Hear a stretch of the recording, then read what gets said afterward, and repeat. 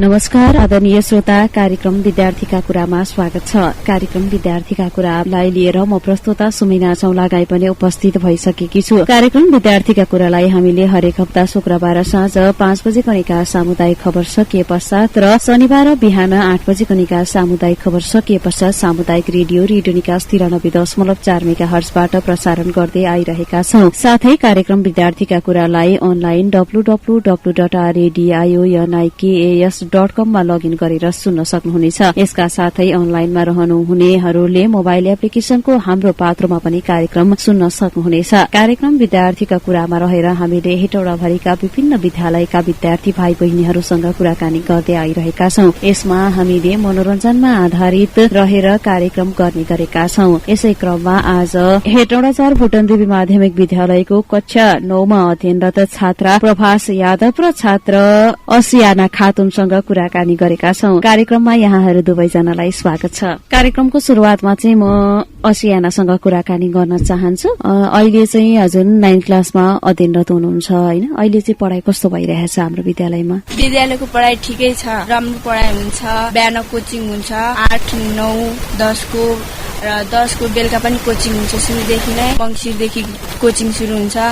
अनि सानो कक्षाहरूको चाहिँ 9 बजेदेखि कोचिङ सुरु हुन्छ। हाम्रो पढाइ ठिकै छ विद्यालयको पनि। 9 कक्षामा अध्ययनरत हुनुहुन्छ। अब विद्यालयमा चाहिँ अहिले दोस्रो त्रैमासिक परीक्षा सकिएर नतिजा आयो कि छैन? नतिजा आइसक्यो हाम्रो। नतिजा चाहिँ हजुरले सोचे अनुसारको आयो कि त्योभन्दा फरक ल्याउनु भयो? सोचे अनुसारको आएको छ। मैले जति लेखेको थिएँ त्यति आएछ। सोचे अनुसारको आउनु भयो। पहिलो त्रैमासिक परीक्षाको भन्दा राम्रो आयो कि नराम्रो आयो? पहिलो त्रैमासिक भन्दा त राम्रै आएको छ मेरो। पहिलोमा मेरो बिग्रिएको थियो अलिकति। पहिलोमा चाहिँ बिग्रिएको थियो, अहिलेकोमा चाहिँ राम्रो आएको छ। अब आगामी दिनमा चाहिँ पढाइलाई कसरी निरन्तर गर्दै लैजाने विचार गर्नु भएको छ? आगामी दिनमा अझै राम्रो मेहनत गर्ने र आफ्नो पढाइलाई अझै राम्रो बनाउने भन्ने मेरो विचार छ। बिहान कति बजे उठेर स्कुल जानुहुन्छ? बेलुका कति बजे फर्किनुहुन्छ? बिहान म 5:30 बजे उठेर अनि आफ्नो कामहरू सकाएर नि स्कुल आउँछु। कोचिङ पढेर फेरि 9 बजे घर जान्छु। फेरि 10 बजे स्कुल आएर 4:30 बजे छुट्टी हुन्छ नि। 4:45 सम्म घर पुगिहाल्छु। घर गएर चाहिँ पहिला के गर्नुहुन्छ? घर गएर पहिला ड्रेस फुकाल्ने, हातमुख धुने, खाना खाने अनि त्यसपछि आफ्नो काम गर्ने। अनि होमवर्कहरू चाहिँ कति बेला गर्नुहुन्छ? होमवर्कहरू चाहिँ 7 बजे देखेर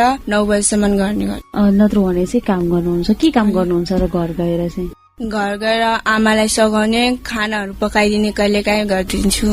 खाना पनि बनाउनुहुन्छ हजुरले? हजुर। मम्मीले कतिको सिकाउनुहुन्छ खानाहरू बनाउने यो काममा?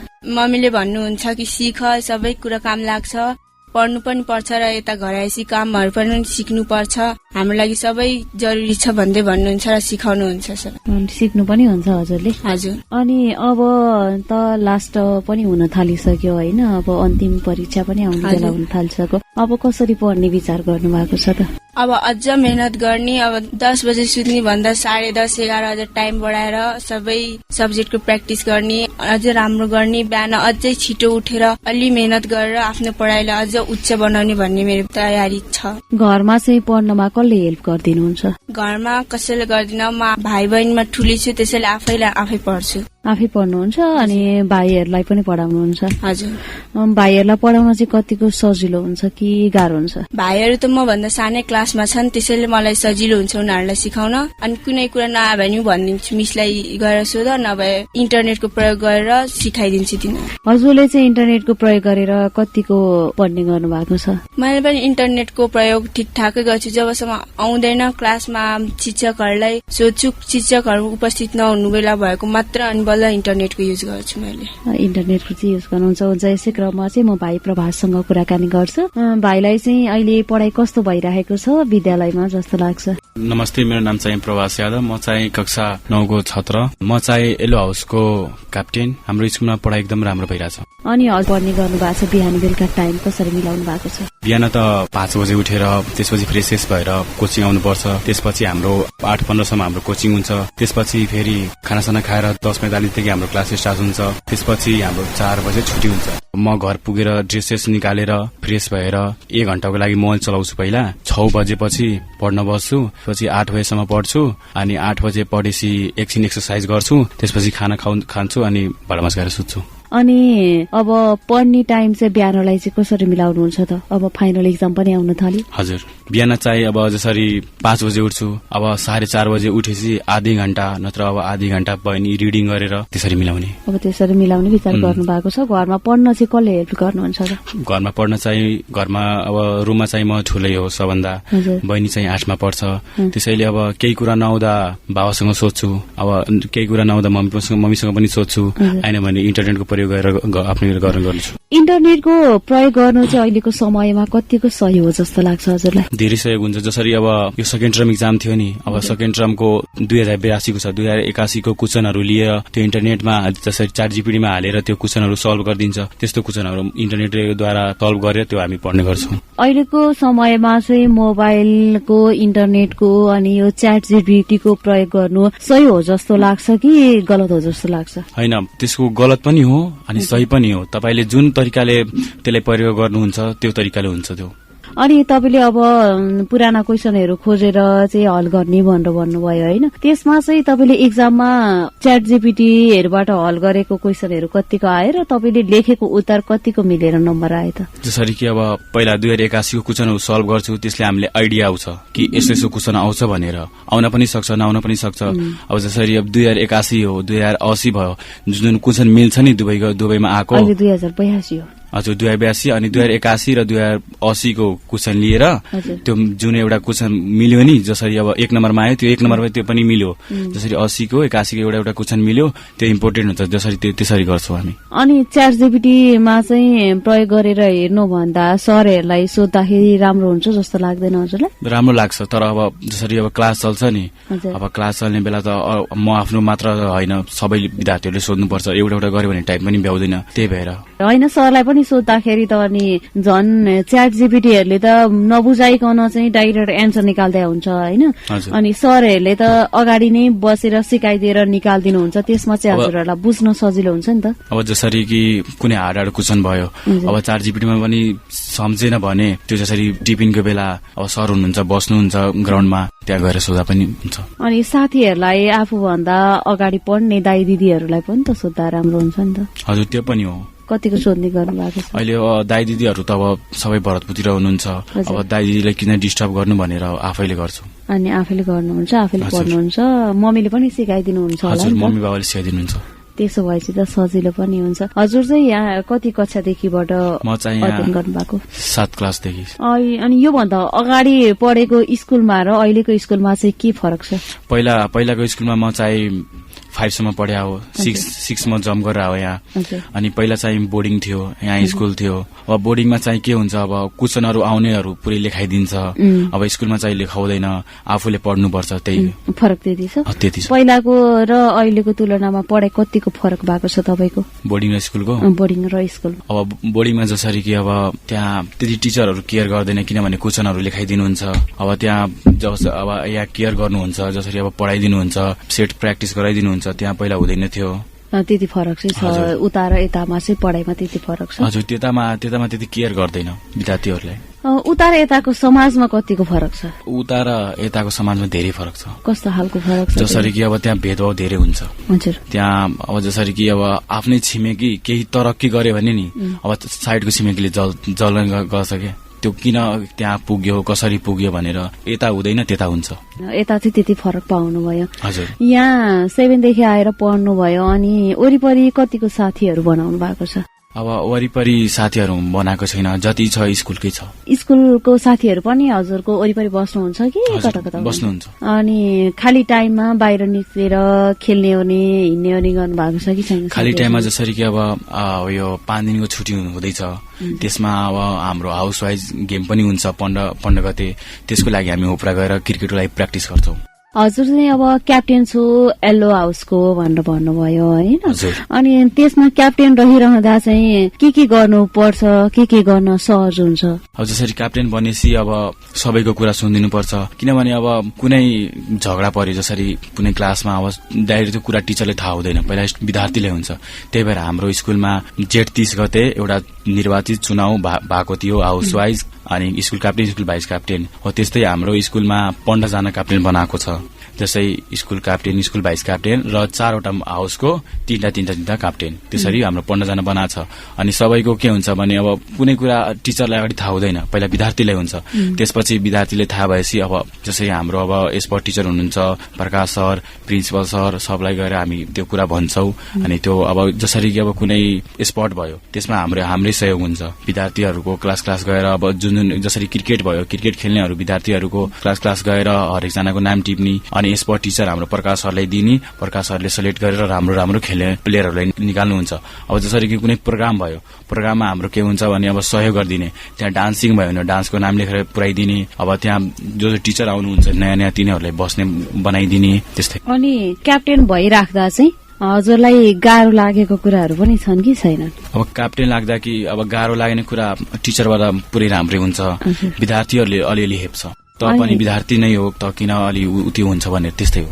अनि हजुरहरूले चाहिँ अब स्कुल क्याप्टेन भनेर छुटाउनु भएको हुन्छ नि, हजुर, उहाँहरूसँग चाहिँ कतिको सल्लाह सुझाव लिनुहुन्छ? अब जसरी कि हाम्रो अब कुनै कुरा हामीले चित्त बुझेन भने हामी सबैजना एक ठाउँमा बस्छौं एउटा क्लासमा, अनि हामी सबैजना मिटिङ गर्छौं, अनि त्यो कुरालाई न्यूनीकरण गर्छौं। न्यूनीकरण चाहिँ गर्नुहुन्छ? हजुर। हुन्छ, यसै क्रममा चाहिँ म बहिनी आसियानासँग कुराकानी गर्छु। हजुरको घरमा चाहिँ को हुनुहुन्छ अनि के गर्नुहुन्छ? मेरो घरमा मम्मी, बाबा, म र मेरो 2टा भाइ यहाँ हुनुहुन्छ, र मेरो गाउँमा चाहिँ दादा र दादी हुनुहुन्छ। यहाँ चाहिँ मम्मी बाबा दुवैजना सिलाइ गर्नुहुन्छ, दुवै भाइहरू पढ्छन् र म पनि अहिले अध्ययनरत नै छु। भाइहरूलाई पढाउन कतिको सजिलो हुन्छ? भाइहरूलाई पढाउन सजिलै हुन्छ, किनकि तिनीहरूले पढेको कुरा सबै मैले पढिसके, तिनीहरूलाई सिकाउन सजिलो हुन्छ र तिनीहरूलाई सिकाउँदा मेरोमा पनि केही मद्दत हुन्छ भनेर मैले महसुस गरेको छु। अनि अब अहिले 9 कक्षामा अध्ययनरत हुनुहुन्छ, भविष्यमा चाहिँ के भन्ने सपना देख्नु भएको छ? मैले 9 कक्षामा अध्ययनरत छु, भविष्यमा चाहिँ म डाक्टर बन्छु भनेर मेरो सपना छ। डाक्टर चाहिँ किन पढ्नु मन लागेको हजुरलाई? डाक्टर पढेपछि अब काहीँ हामी हिँड्दा जाँदा कसैलाई चोट लाग्यो भने मद्दत गर्नुहुन्छ, स्पेसली गाउँतिरहरू हेर्दा धेरै मेडिकलको क्लिनिकहरूको सुविधा हुँदैन, ठुला हस्पिटल हुँदैन सहरहरू जस्तै। अब त्यहाँ हस्पिटल खोल्ने, मेडिकल खोल्ने त्यहाँ धेरै मद्दत हुन्छ। अब यता हुँदा पनि हामीले हेल्प गर्ने, मद्दत गर्ने, सेवा गर्ने भन्दै डाक्टर बन्ने मेरो सपना रहेको छ। अब हजुरको घर चाहिँ रौतहट भन्नुभयो होइन, मम्मी बाबा पहिला, अब उतापट्टि दादा दादी पनि हुनुहुन्छ भनेर भन्नुभयो। रौतहट चाहिँ कतिको जानुहुन्छ? रौतहट त म खासै जादिनँ, पर्वहरूमा जान्छु।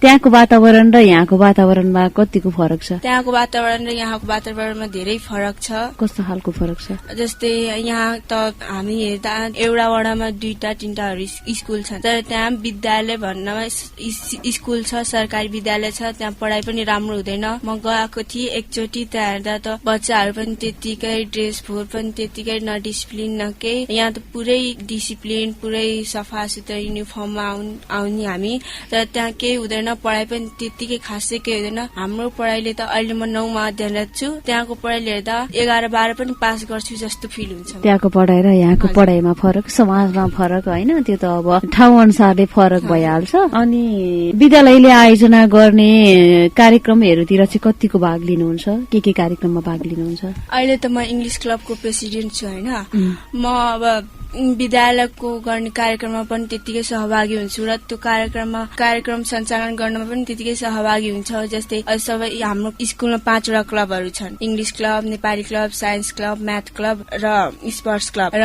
सबै क्लबहरूले त्यतिकै शुक्रबार कार्यक्रमहरू गर्छन्। जस्तै हाम्रो इङ्ग्लिस क्लबले पनि वैशाखदेखि अहिलेसम्म धेरै कार्यक्रम सञ्चालन गरिसकेको छ र त्यसमा म पनि त्यतिकै सहभागी थिएँ। इङ्ग्लिस क्लबमा छु भनेर भन्नुभयो होइन, इङ्ग्लिस क्लबमा चाहिँ कस्ता किसिमका कार्यक्रम हुन्छ? जस्तै कि स्पिच प्रोग्राम गराउने, डिबेसन गराउने, डिबेट, त्यसपछि जुनियरहरूलाई चाहिँ स्पेलिङ कन्टेस्ट गराउने, सिनियरहरूलाई पोएम राइटिङ, ह्यान्ड राइटिङ, हाम्रो एसे कम्पिटिसन पनि भएको छ। अनि यिनीहरूमा हुँदा फर्स्ट, सेकेन्ड, थर्ड सेलेक्ट गरेर अनि तिनीहरूलाई प्राइज डिस्ट्रिब्युसन पनि गरिएको छ हाम्रो स्कुलमा।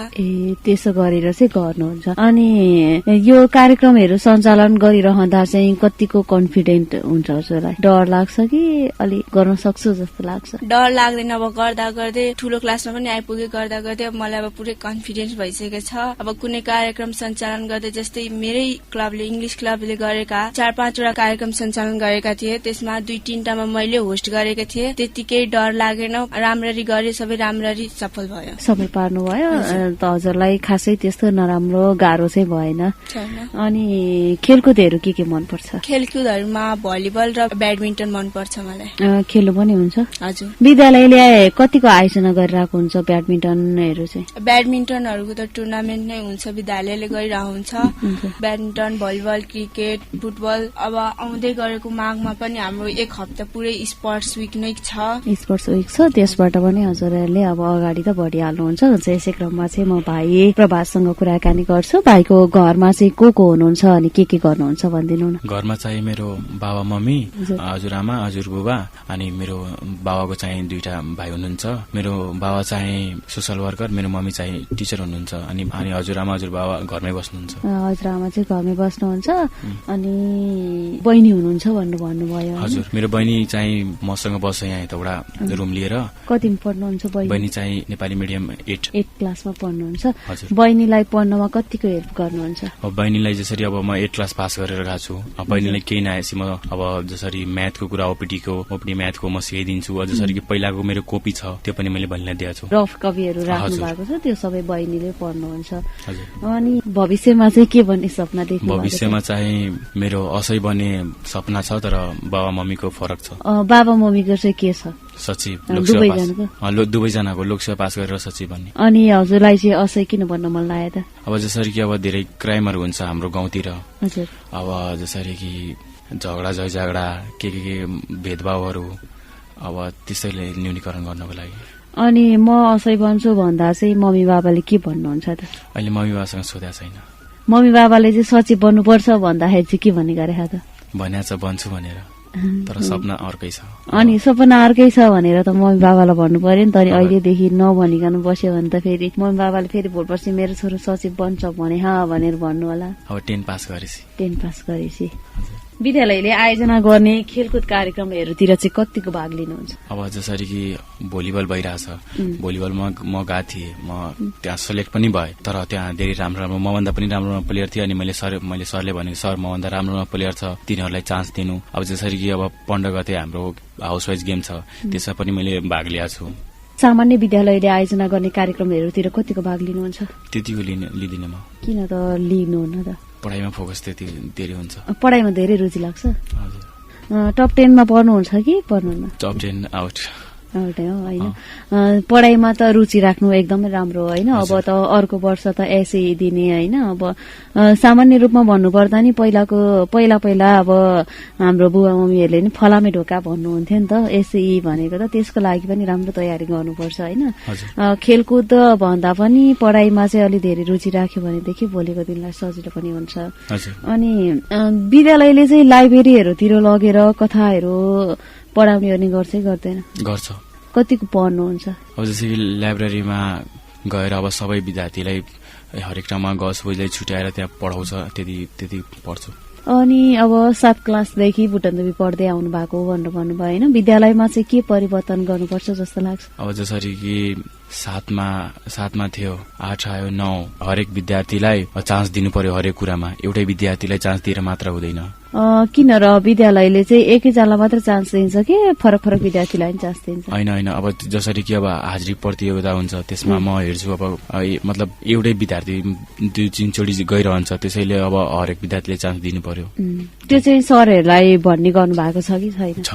के भन्नुहुन्छ त सरहरूले? सरहरूले भन्नुहुन्छ अब हाम्रै स्कुलमा एकचोटि गराएर अब जो राम्रो हुन्छ नि त्यसलाई निकाल्ने। हरेक चोटि जसरी अब फर्स्ट गयो नि, अब फर्स्ट जो भएको छ हाजिरी प्रतियोगितामा त त्यसलाई एकचोटि लग्ने, अनि एकचोटि सकिने, एकचोटि ठर्लाई। सरहरू चाहिँ कतिको हेल्पफुल हुनुहुन्छ पढाइमा चाहिँ? अब हजुरहरूले आउटमा पनि बसेर सोद्धाखेरि चाहिँ कतिको सहयोग गर्नुहुन्छ? अब सरहरूले हामी क्लासमा त्यति डिस्टर्ब गर्दैनौँ। अब सरहरूले पनि च्याप्टर भ्याउनु पर्छ भनेर अब त्यति गर्दैनौँ, तर ग्राउन्डतिर गएर भन्यो भने सहयोग राम्रैसँग गर्नुहुन्छ।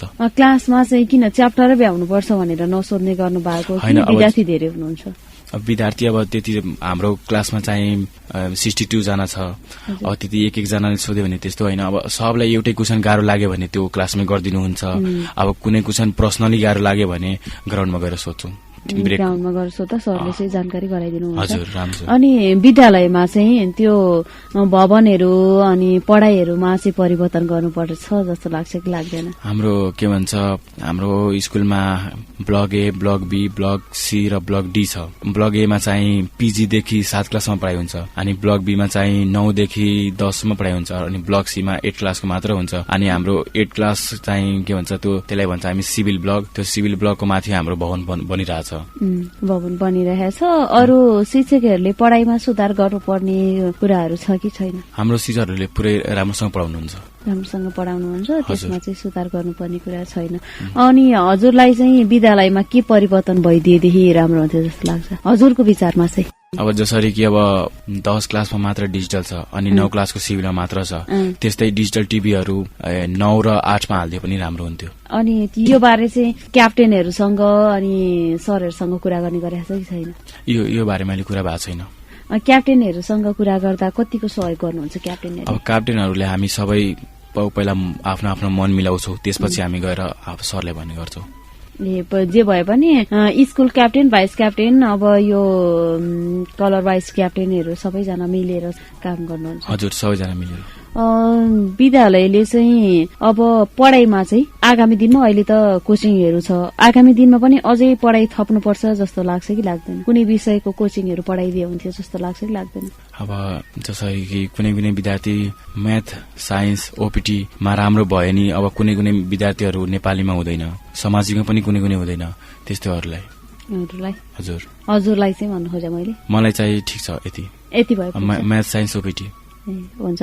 यसै क्रममा चाहिँ म बहिनी आश्रियानासँग कुराकानी गर्न चाहन्छु। बहिनीलाई चाहिँ विद्यालयमा के परिवर्तन भइदिएदेखि अझ राम्रो हुन्थ्यो जस्तो लाग्छ? विद्यालयमा त सबै ठिकै छ, त्यति खासै परिवर्तन गर्नु जरुरी छैन। तर के भन्छु भने हाम्रो कक्षाहरूमा एउटा प्रोजेक्टर राखेको छ, त्यस्तो चाहन्छु मैले 8 क्लासमा पनि राखोस्।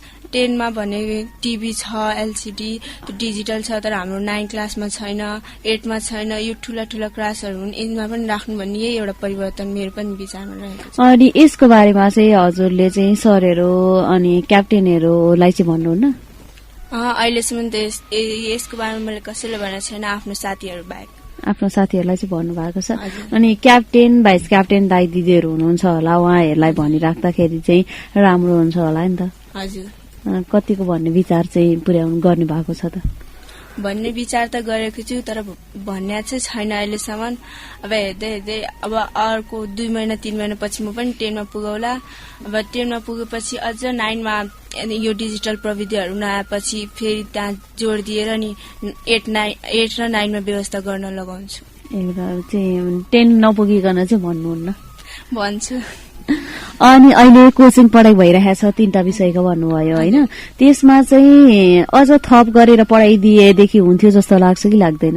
मेरो लागि त सबै ठिकै छ, त्यो 3टा पढाएको यो पनि ठिकै छ।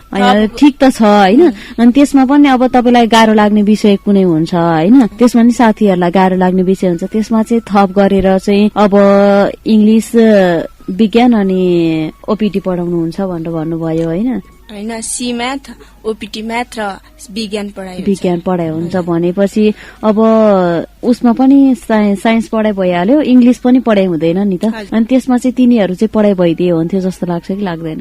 मलाई लाग्छ, किनकि मैले आफ्नो कक्षा कोठाको वातावरण हेर्दा धेरै विद्यार्थीहरू कुनै सामाजिकमा कमजोर, कुनै इङ्ग्लिसमा कमजोर गरेर 1-2 मार्क्स गरेर तिनीहरूको एनजी पर्ने हुन्छ।